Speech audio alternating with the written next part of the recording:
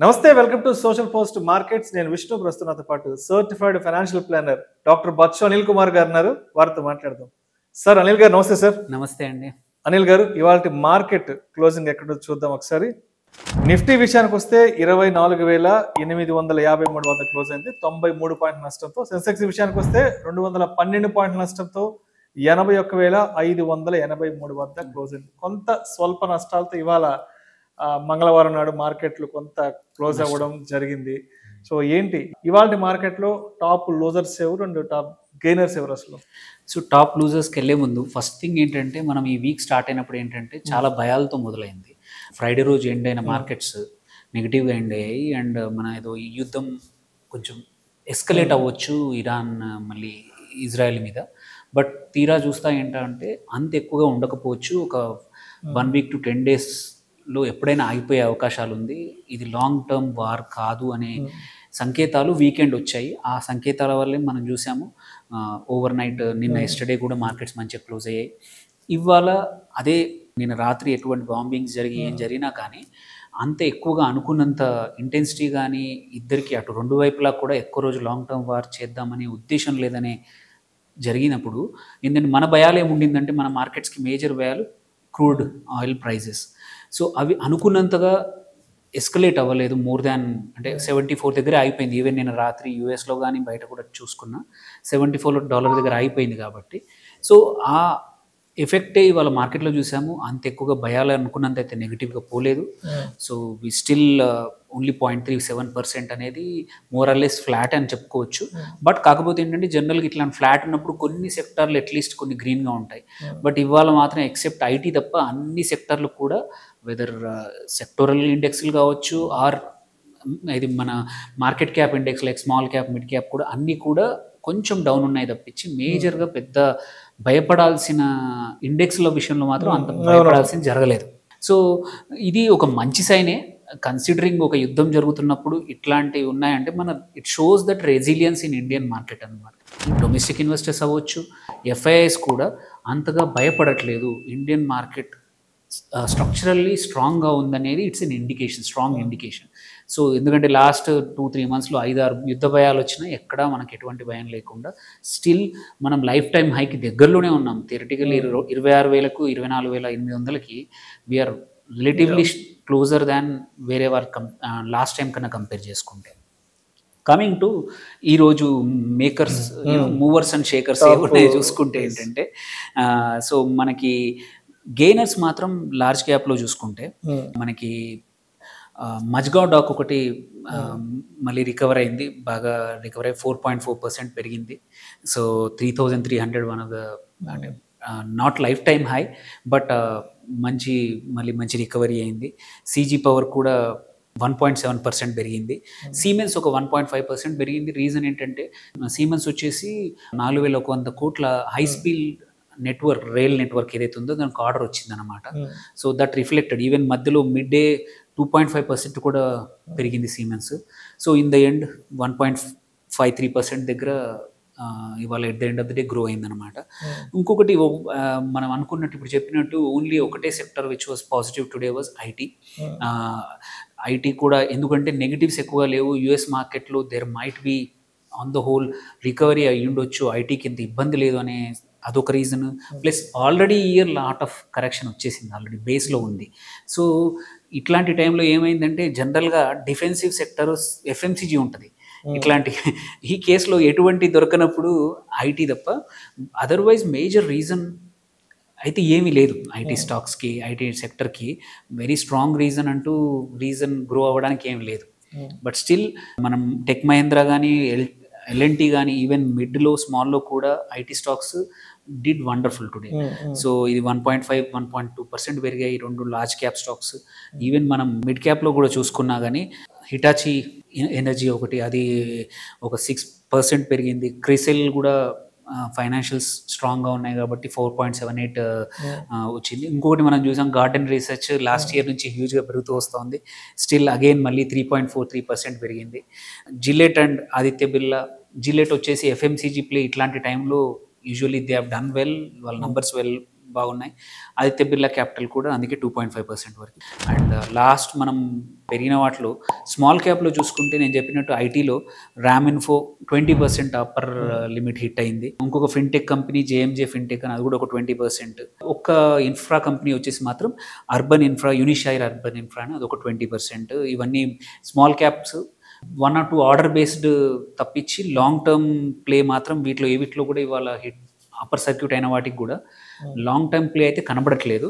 So some order based or some event based trigger అయిందనమాట. So ఇవి ఈరోజు మనం తీసుకుంటే పెరిగిన స్టాక్స్. లూజర్స్ తీసుకున్నాం అనుకోండి, మనం లూజర్స్ తీసుకుంటే లెట్స్ ఏ లార్జ్ క్యాప్స్ తీసుకుంటే మెటల్లో హిందుస్థాన్ జింక్ 5% డౌన్ అయింది. సో స్పెసిఫిక్ రీజన్ కన్నా కూడా బ్రాడ్ మార్కెట్గా యుద్ధానికి సంబంధించిన ఎఫర్ట్ వల్ల తప్పించి హెచ్జిఆర్ లేకపోతే హిందుస్థాన్ జింక్ అంత ఎక్కువ నెగిటివ్ ఏం లేదు actually. There otherwise Divi's labs, Adani enterprises, doctor Reddy's కూడా 2% వరకు డౌన్ అయ్యాయి.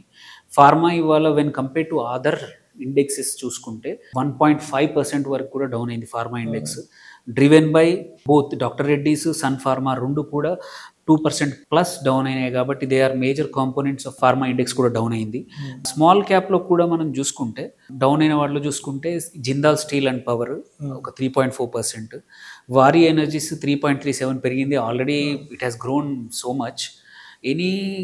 ఎందుకంటే అది లైఫ్ టైం హై దగ్గర ఉన్నప్పుడు ఆర్ సమ్ స్టాక్ చాలా రోజుల నుంచి పర్ఫామ్ అవుతున్నప్పుడు చిన్న న్యూస్ కూడా నెగిటివ్ న్యూస్ అవుతుంది. వారీది అదే అనమాట. నేను చెప్పినట్టు ఫార్మా ఇవాళ డౌన్ అయింది వెన్ కంపేర్ టు అదన్నట్టు. ఇంకా కొన్ని కాంపోనెంట్స్ గ్లాక్సో స్మిత్ లైన్ కానీ, లుపిన్ లిమిటెడ్ కానీ, అండ్ అరవిందో ఫార్మా అన్నీ కూడా 3% ప్లస్ డౌన్ అయ్యాయి. సో దీనివల్లే ఫార్మా ఇండెక్స్ ఇవాళ డౌన్ అవ్వడానికి మేజర్ రీజన్ ఏంటంటే మేజర్ స్టాక్స్ విచ్ కంప్రైజ్ అన్నీ డౌన్ అయ్యాయి, 2 and 3% డౌన్. స్మాల్ క్యాప్లో నాట్ మెనీ అంటే ఏమంటారు మేజర్గా ఎటువంటి లేకుండా త్రివేణి ఎంటర్ప్రైజ్ ఒకటి డౌన్ అయ్యింది. బట్ అదర్వైజ్ ఇక్కడ ఎటువంటి ట్రెండ్ కనబడతలేదు ఒక ఇవి కాకుండా. కాకపోతే కొన్ని యాక్టివ్ స్టాక్ మాత్రం ఉన్నాయి ఇవాళ. మనం యాక్టివ్ స్టాక్స్ తీసుకుంటే ఇవాళ టాప్ గెయినర్ ఏదైతే లార్జ్ క్యాప్లో ఉందో మజ్గావ్ డాక్, అదే ఇవాళ హైయెస్ట్ వాల్యూమ్ ట్రేడ్ అయింది లార్జ్ క్యాప్. బిఎస్సి కూడా ఇవాళ 1% డౌన్ అయింది. ఫ్యూ డేస్ నుంచి నెగిటివ్గా చూస్తున్నాం ఏంటంటే అదర్ న్యూ ఎక్స్చేంజెస్ కూడా డెరివేటివ్స్లోకి రాబోతున్నాయి, పర్మిషన్ కోసం అప్లై చేశాయని లాస్ట్ వీక్ న్యూస్ వచ్చింది. దాని ఇంపాక్టే investors I think punishing, because ఇప్పుడు ఎన్సిడిఎక్స్ కానీ అది కూడా ఆప్షన్స్ ఫ్యూచర్స్లోకి వస్తానని అప్లికేషన్ పెట్టింది సెబీ దగ్గర. So if other exchanges also come in to profitable derivative సెగ్మెంట్లోకి వస్తే బిఎస్సికి ఇబ్బందే. సో అందుకోసమే వీఆర్ సీయింగ్ ఫ్యూ డేస్ నుంచి నెగిటివ్గా చూస్తున్నాం BSc stock. So and HDFC bank and down అవి యాక్టివే. సో మేజర్ మాత్రం ఇవాళ అన్యూజువల్గా మాత్రం మజ్గావ్ డాక్ మాత్రం యాక్టివ్గా ఉంది. సో అయితే మొన్న ఎయిర్ ఇండియా ఫ్లైట్ క్రాష్ వల్ల టాటా గ్రూప్ స్టాక్స్ కొంత 2% వరకు ఫాల్ అయినాయి. సో మరి మళ్ళీ ఎప్పటికి కొంత సెట్ బ్యాక్ అయ్యే అవకాశం ఉందంటారు? ఎంత టైం తీసుకునే అవకాశం ఉందంటారు? ఐ డోంట్ థింక్ అంటే అది ఎక్కువ రోజులు ఎఫెక్ట్ ఉండదు. అది ఓన్లీ ఇమ్మీడియట్ ఇంపాక్ట్ తప్పించి. ఎందుకంటే they are unrelated. First thing, అన్ని టాటా గ్రూప్ స్టాక్స్ అన్ని బిజినెసెస్ కూడా టోటలీ అన్రిలేటెడ్. సెకండ్, వాళ్ళ response was strong, quick, fast. So వాళ్ళు అన్లైక్ వేరే గ్రూప్స్ లాగా టైం తీసుకోలేదు. ఇమ్మీడియట్గా రెస్పాన్సివ్గా ఉన్నారు. ఈవెన్ ఆ మెడికల్ కాలేజ్ పడిపోయిన మెడికల్ కాలేజ్ ఉన్నారు. సో యూజువల్లీ టాటా గ్రూప్ ఎప్పుడు పిఆర్ స్ట్రాంగ్గా ఉంటుంది కాబట్టి ఐ డోంట్ థింక్ టాటా గ్రూప్కి ఇబ్బంది ఏం లేదు. సో స్టాక్స్ కూడా తొందరగానే ఇతనే వీక్ రికవర్ అయ్యే అవకాశాలు ఉన్నాయి. Until and unless only thing ఏంటంటే 1-2 స్టాక్స్ ఏమైనా ఉండొచ్చు కానీ, బట్ అది కూడా డిపెండ్స్ ఆన్ ద మనకి ఏదైతే బ్లాక్ బాక్స్ దొరికిందో దాంట్లో ఎవరి తప్పు అని తెలుస్తుందో తెలియదు. సో అది కంపెనీ పేరు మీద కానీ టాటా అంటే ఎయిర్లైన్ కరెక్ట్గా ఏరోప్లేన్ సరిగా మెయింటైన్ చేయలేదు అని అంటే తప్ప, అదర్వైజ్ అది చేయకపోయినా అది only restricted to that particular industry కాబట్టి అదర్ స్టాక్స్ ఓన్లీ ఎమోషనల్ రియాక్షనే తప్పించి ఐ డోంట్ థింక్ ఎక్కువ రోజులు పట్టదండి. Within a few days మనం by end of this week already ఏవైతే కరెక్ట్ అయ్యాయో అన్ని రికవర్ అవుతాయి. ఎందుకంటే వాటికి సంబంధం లేదు. టోటల్లీ ఇండిపెండెంట్ డైరెక్టర్స్ కానీ మొత్తం ఓనర్షిప్ ఒకటి కొంచెం కామన్ ఉండొచ్చు, but they are totally independent business. I don't think effect should not be more. Right. మరి రేపటికి బుధవారంకి మార్కెట్స్ ఏ విధంగా ఉండబోతున్నాయి? మరి రేపటి ట్రేడింగ్కి సిద్ధమయ్యే వాళ్ళకి మీరు ఇచ్చే సజెషన్స్ ఏంటి? ఇవాళ మార్కెట్ సినారియో దృష్టిలో ఉంచుకొని జనరల్గా ఏంటంటే మనం అబ్జర్వ్ చేస్తున్నాం ఏంటంటే ఒక మంచి బ్రేక్అవుట్ డే లైక్ ఎస్టర్డే అయినప్పుడు నిన్న followed by 1 or 2 muted or negative days వస్తున్నాయి. సో ఇవాళ అదే చూసాం. నిన్న మంచి బ్రేక్అవుట్ డే అయింది అనుకోని, అంటే మనం నెగిటివ్కి వెళ్తుంది అనుకున్న మార్కెట్ యాక్చువల్లీ పర్ఫార్మ్డ్ వెల్ నిన్న. అలాంటి డే తర్వాత యూజువల్లీ ఇవాళ జరిగింది, ఇవాళ మ్యూటెడ్ ఉంది. రేపు high chance that market will పాజిటివ్గా స్టార్ట్ అవ్వచ్చు, ఎందుకంటే otherwise major news, negative news ఏం లేదు. సో రేపు పాజిటివ్గానే స్టార్ట్ అవ్వచ్చు, బట్ ఫ్లాట్గా ఎండ్ అయ్యే అవకాశాలు ఉన్నాయి. అంటిల్ అండ్ అన్లెస్ ఈ యుద్ధం అనేది ఎటువైపు వెళ్తోంది అనేది తెలిస్తే తప్ప. బికాస్ ఎస్పెషల్లీ ఇవాళ నిన్న ఓవర్ నైట్ కానీ ఇవాళ ఓవర్ నైట్ జరుగుతుంది ఏంటంటే యుద్ధం అంతా రాత్రిపూట ఈ మిసైల్స్ ఒకరి మీద ఒకరు వేసుకోవడమే తప్పించి దాన్ని బట్టి. కాకపోతే ఒక్కటి ఏంటంటే డిసైసివ్గా నిన్న ట్రంప్ ఇవాళ మార్నింగ్ మన టయానికి మీరు టెహరాన్ ఖాళీ చేయండి అని చెప్పడం అనేది ఏదో స్ట్రాంగ్గా యాక్షన్ రాబోతుంది, ఆర్ యుఎస్ కూడా ఇన్వాల్వ్ అయ్యే అవకాశాలను, which is not a good sign.